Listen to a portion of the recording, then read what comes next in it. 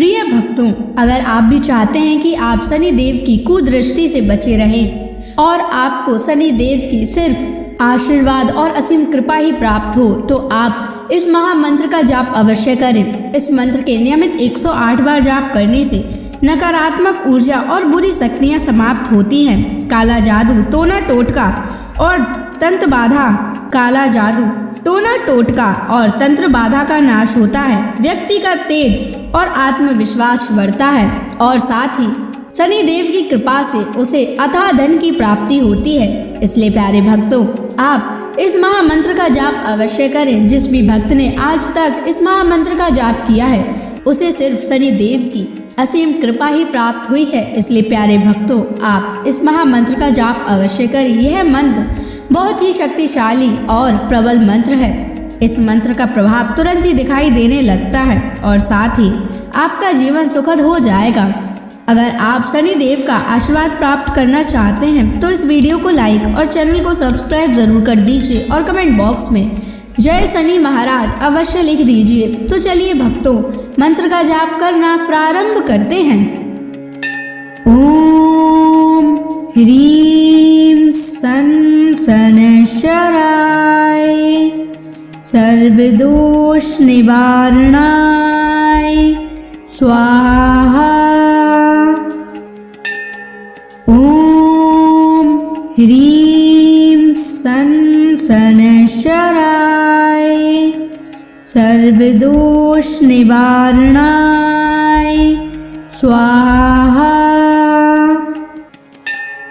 ओम ह्रीं सन शनैश्चराय सर्वदोष निवारणाय स्वाहा। ओम ह्रीं सन शनैश्चराय सर्वदोष निवारणाय स्वाहा। ओम ह्रीं सन शनैश्चराय सर्वदोष निवारणाय स्वाहा। ओम ह्रीं सन शनैश्चराय सर्वदोष निवारणाय स्वाहा।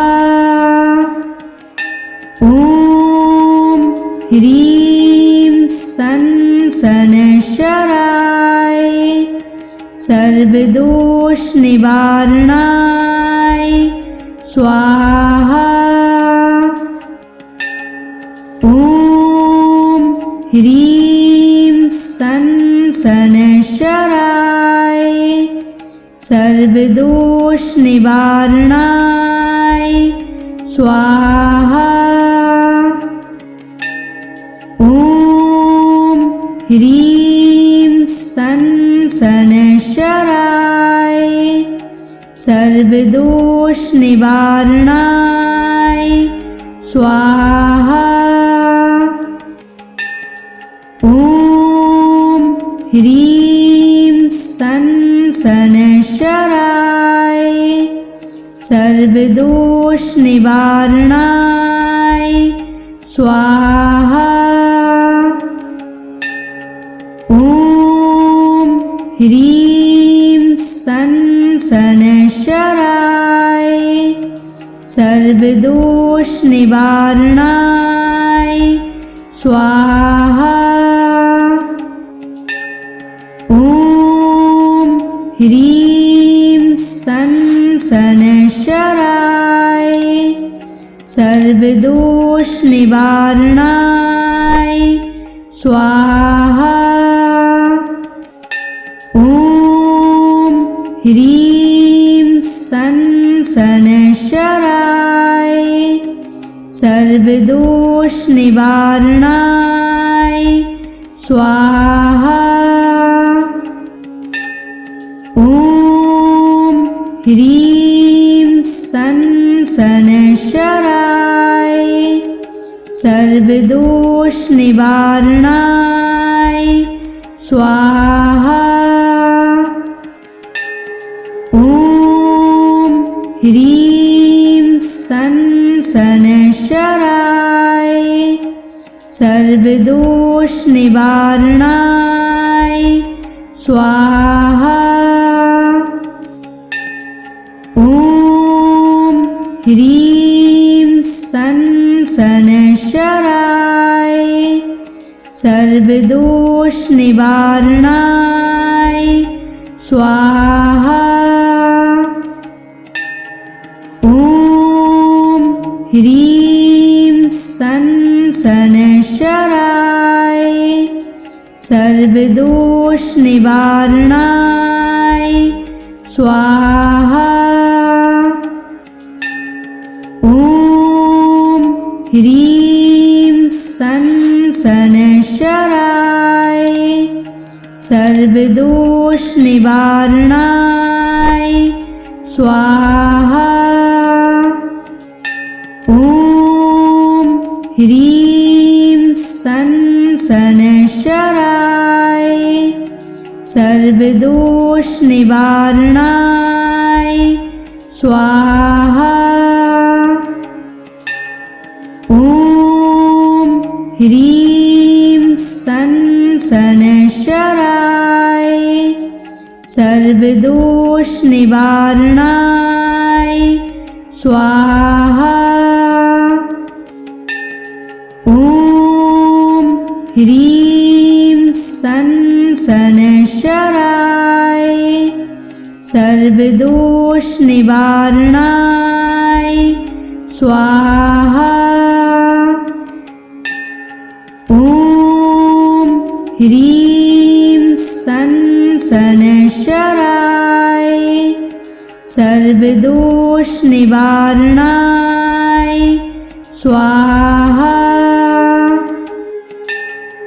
ॐ ह्रीं सन् शनैश्चराय सर्वदोषनिवारणाय स्वाहा।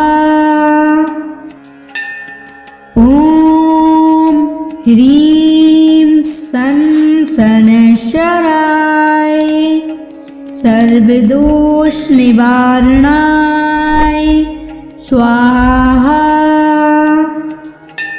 ॐ ह्रीं सन् शनैश्चराय सर्वदोषनिवारणाय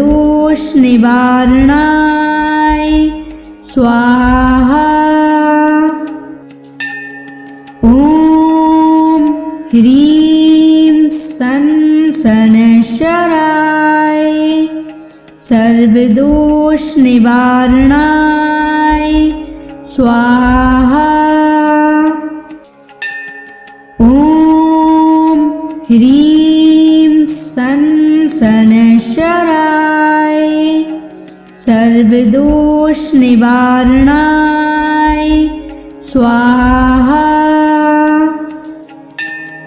ॐ ह्रीं सन् शनैश्चराय सर्वदोषनिवारणाय स्वाहा।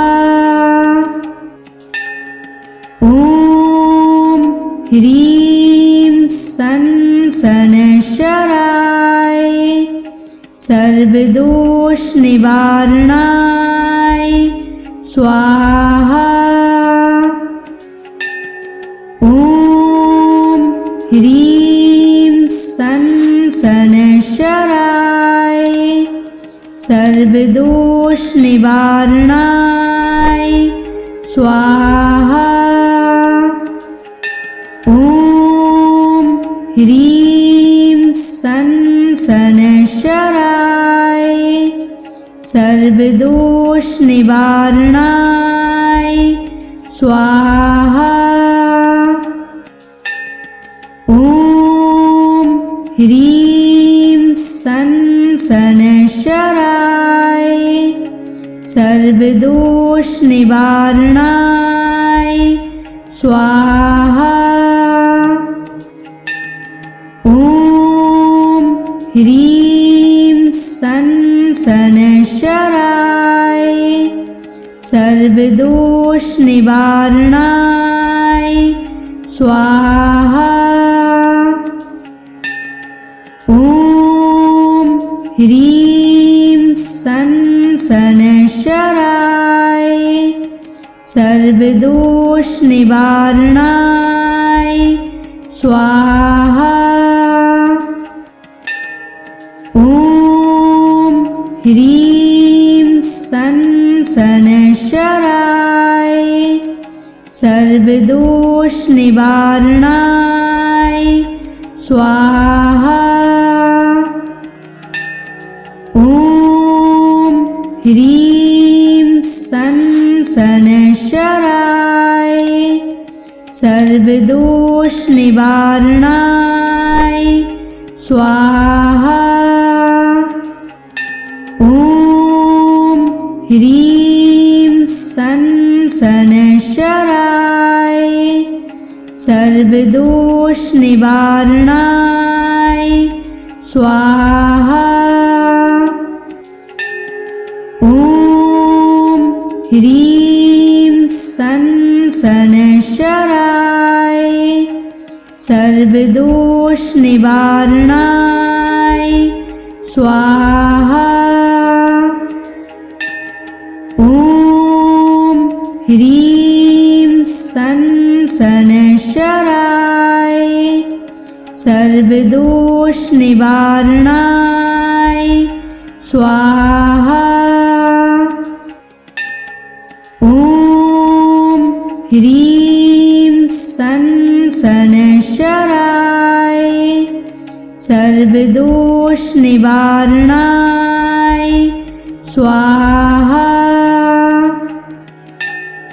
ॐ ह्रीं सनशराय सर्वदोष निवारणाय स्वाहा। ॐ ह्रीं सनशराय सर्वदोष निवारणाय स्वाहा। ॐ ह्रीं सनशराय सर्वदोष निवारणाय स्वाहा। ॐ ह्रीं सनशराय सर्वदोष निवारणाय स्वाहा। ॐ ह्रीं सनशराय सर्वदोष निवारणाय स्वाहा। ॐ ह्रीं सनशराय सर्वदोष निवारणाय स्वाहा। ॐ ह्रीं सनशराय सर्वदोष निवारणाय स्वाहा। ॐ ह्रीं सनशराय सर्वदोष निवारणाय स्वाहा। ॐ ह्रीं सनशराय सर्वदोष निवारणाय स्वाहा। ॐ ह्रीं सनशराय सर्वदोष निवारणाय स्वाहा। ॐ ह्रीं सनशराय सर्वदोष निवारणाय स्वाहा। ह्रीं सन शनैश्चराय सर्वदोष निवारणाय स्वाहा। ॐ ह्रीं सन शनैश्चराय सर्वदोष निवारणाय स्वाहा। ॐ ह्रीं सन शनैश्चराय सर्वदोष निवारणाय स्वाहा। ॐ ह्रीं सन शनैश्चराय सर्वदोष निवारणाय स्वाहा। ॐ ह्रीं सन शनैश्चराय सर्वदोष निवारणाय स्वाहा। ॐ ह्रीं सन शनैश्चराय सर्वदोष निवारणाय स्वाहा। ॐ ह्रीं सन शनैश्चराय सर्वदोष निवारणाय स्वाहा। ॐ ह्रीं सन शनैश्चराय सर्वदोष निवारणाय स्वाहा। ॐ ह्रीं सन शनैश्चराय सर्वदोष निवारणाय स्वाहा।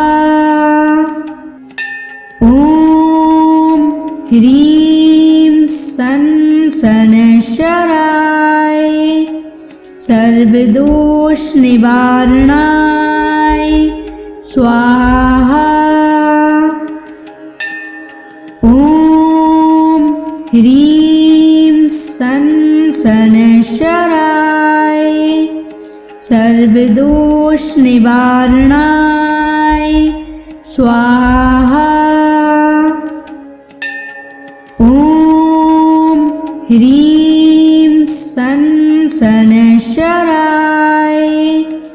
सर्वदोष निवारणाय स्वाहा। ॐ ह्रीं सन शनैश्चराय सर्वदोष निवारणाय स्वाहा। ॐ ह्रीं सन शनैश्चराय सर्वदोष निवारणाय स्वाहा। ॐ ह्रीं सन शनैश्चराय सर्वदोष निवारणाय स्वाहा। ॐ ह्रीं सन शनैश्चराय सर्वदोष निवारणाय स्वाहा। ॐ ह्रीं सन शनैश्चराय सर्वदोष निवारणाय स्वाहा। ॐ ह्रीं सन शनैश्चराय सर्वदोष निवारणाय स्वाहा। ॐ ह्रीं सन शनैश्चराय सर्वदोष निवारणाय स्वाहा। ॐ ह्रीं सन् शनैश्चराय सर्वदोषनिवारणाय स्वाहा। ॐ ह्रीं सन् शनैश्चराय सर्वदोषनिवारणाय स्वाहा। ॐ ह्रीं सन् शनैश्चराय सर्वदोषनिवारणाय स्वाहा। ॐ ह्रीं सन् शनैश्चराय सर्वदोषनिवारणाय स्वाहा। ॐ ह्रीं सन् शनैश्चराय सर्वदोषनिवारणाय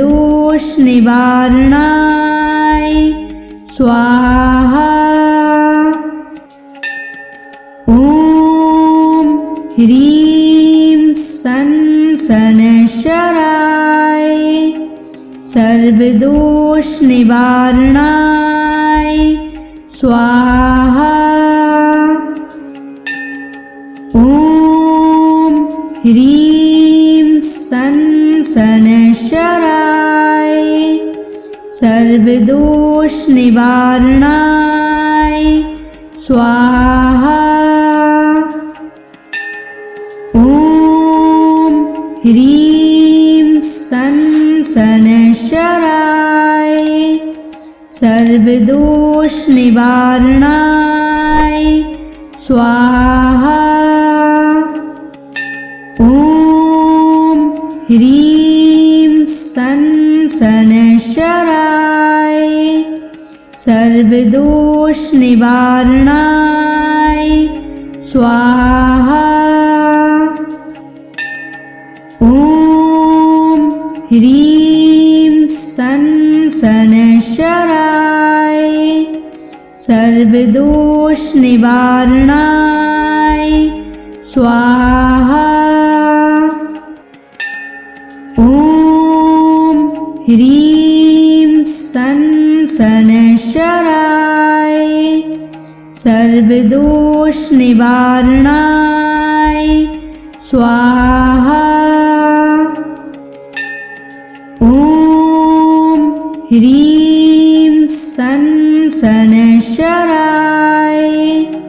सर्वदोषनिवारणाय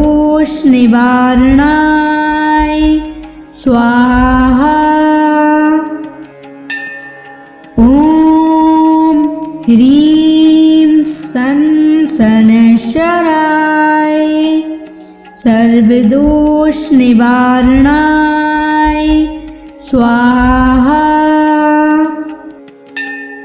ॐ ह्रीं सन् शनैश्चराय सर्वदोषनिवारणाय स्वाहा। ॐ ह्रीं सन् शनैश्चराय सर्वदोषनिवारणाय स्वाहा। ॐ ह्रीं सन् शनैश्चराय सर्वदोषनिवारणाय स्वाहा। ॐ ह्रीं सन् शनैश्चराय सर्वदोषनिवारणाय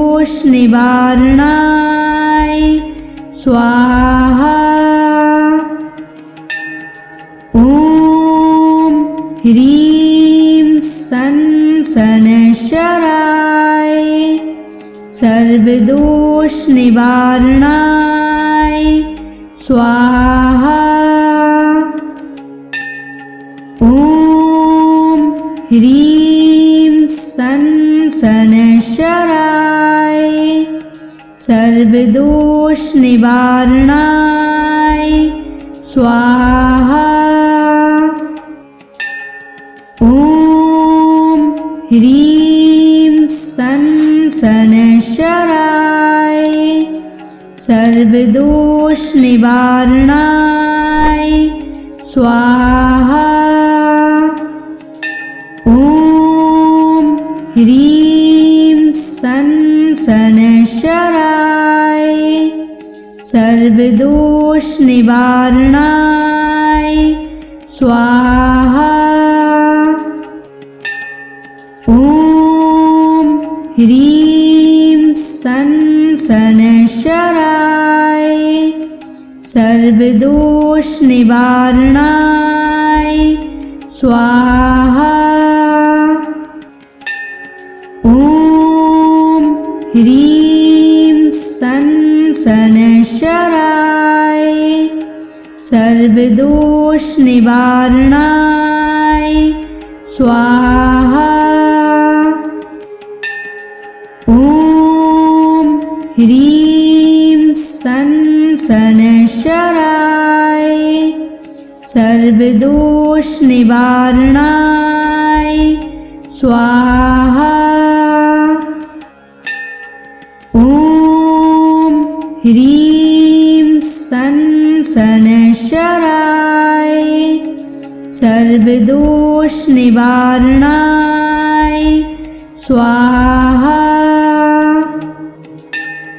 ॐ ह्रीं सं शनैश्चराय सर्वदोष निवारणाय स्वाहा।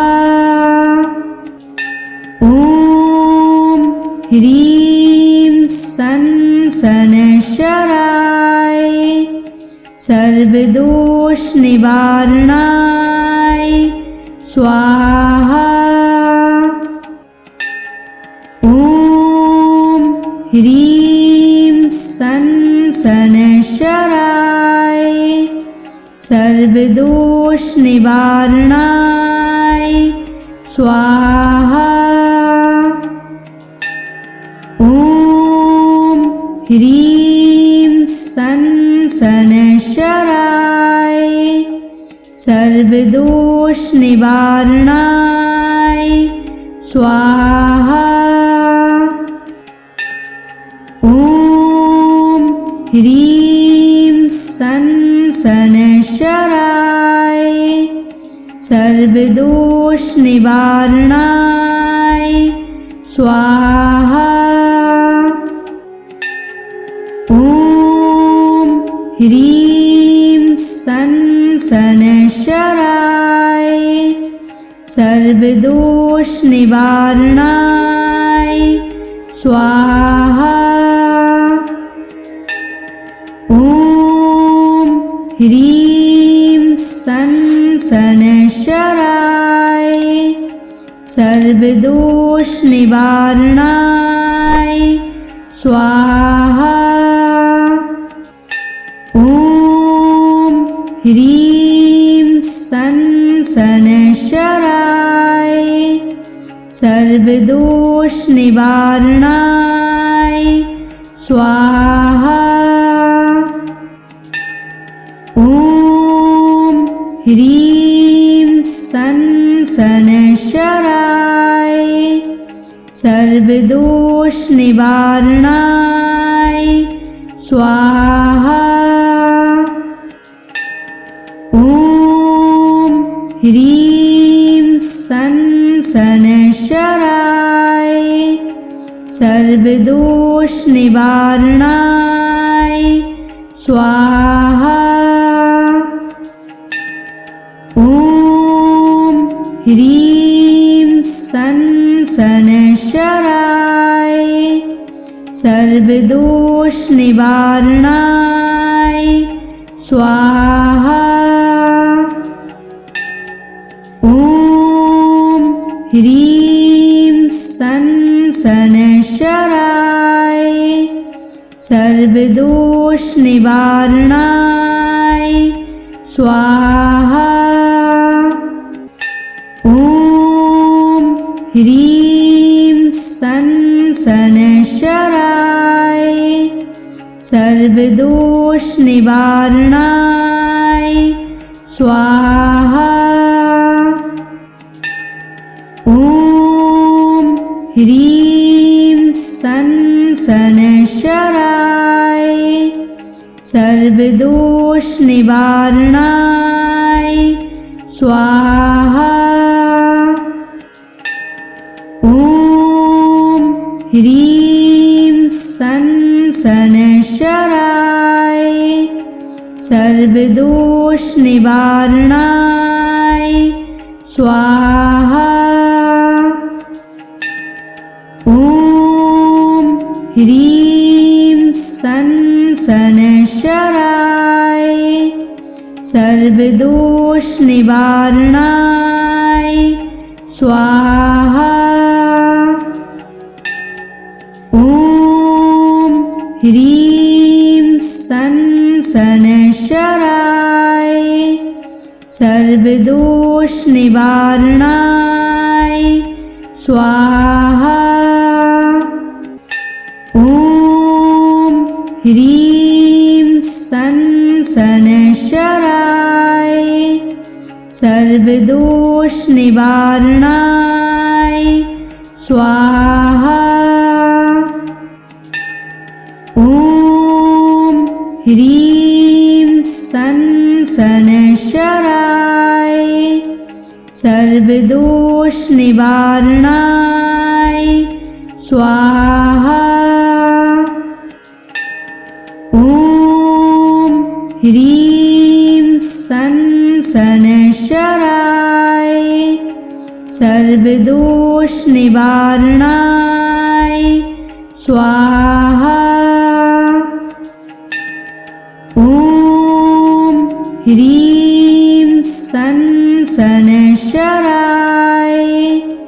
सर्वदोष निवारणाय स्वाहा।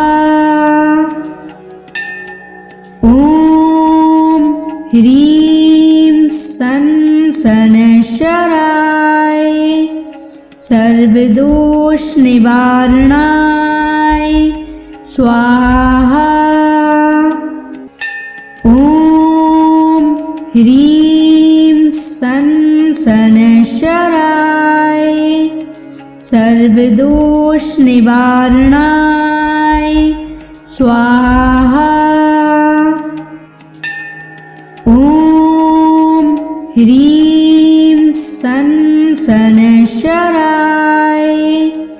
सर्वदोष निवारणाय स्वाहा। ॐ ह्रीं सन शनैश्चराय सर्वदोष निवारणाय स्वाहा। ॐ ह्रीं सन शनैश्चराय सर्वदोष निवारणाय स्वाहा। ॐ ह्रीं सन शनैश्चराय सर्वदोष निवारणाय स्वाहा। ॐ ह्रीं सन शनैश्चराय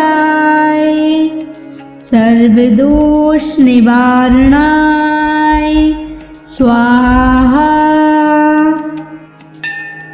ॐ ह्रीं सन शनैश्चराय सर्वदोष निवारणाय स्वाहा। ॐ ह्रीं सन शनैश्चराय सर्वदोष निवारणाय स्वाहा। ॐ ह्रीं सन शनैश्चराय सर्वदोष निवारणाय स्वाहा।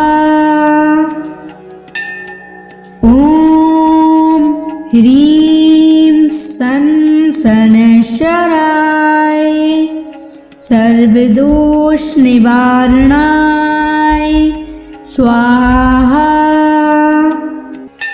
ॐ ह्रीं सन् शनैश्चराय सर्वदोषनिवारणाय स्वाहा।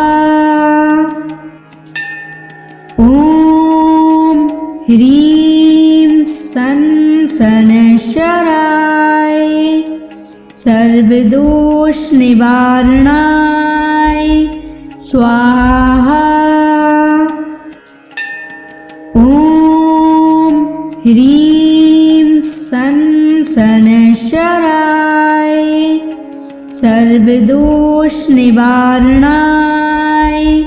स्वाहा। ॐ ह्रीं सन् शनैश्चराय सर्वदोषनिवारणाय स्वाहा। ॐ ह्रीं सन् शनैश्चराय सर्वदोषनिवारणाय स्वाहा। ॐ ह्रीं सन् शनैश्चराय सर्वदोषनिवारणाय स्वाहा। ॐ ह्रीं सन् शनैश्चराय सर्वदोषनिवारणाय स्वाहा। ॐ ह्रीं सन् शनैश्चराय सर्वदोषनिवारणाय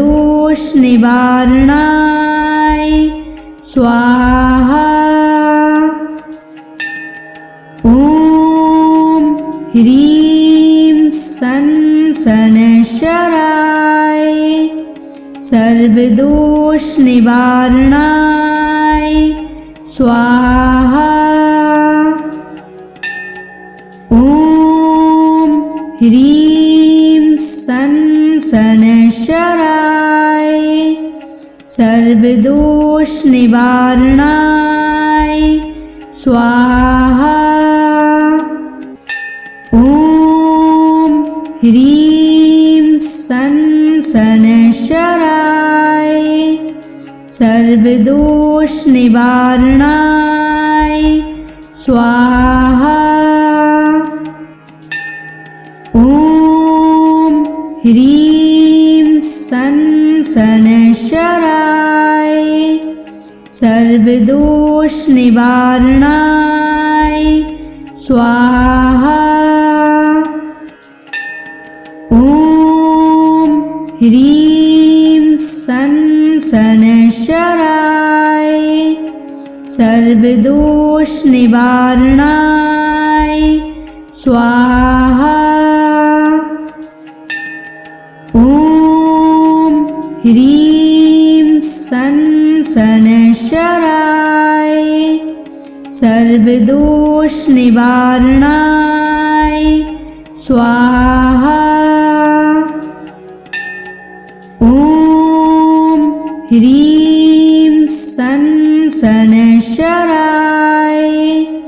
सर्वदोषनिवारणाय स्वाहा। ॐ ह्रीं सन् शनैश्चराय सर्वदोषनिवारणाय स्वाहा। ॐ ह्रीं सन् शनैश्चराय सर्वदोषनिवारणाय स्वाहा। ॐ ह्रीं सन् शनैश्चराय सर्वदोष निवारणाय स्वाहा। ॐ ह्रीं सं शनैश्चराय सर्वदोष निवारणाय स्वाहा। ॐ ह्रीं सं शनैश्चराय सर्वदोष निवारणाय स्वाहा। ॐ ह्रीं सं शनैश्चराय सर्वदोष निवारणाय स्वाहा।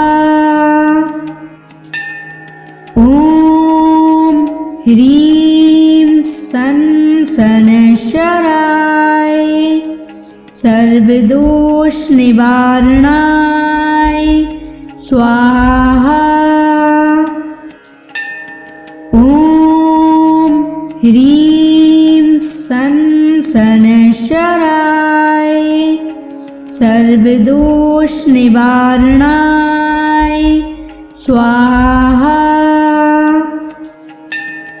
ॐ ह्रीं सं शनैश्चराय सर्वदोष निवारणाय स्वाहा।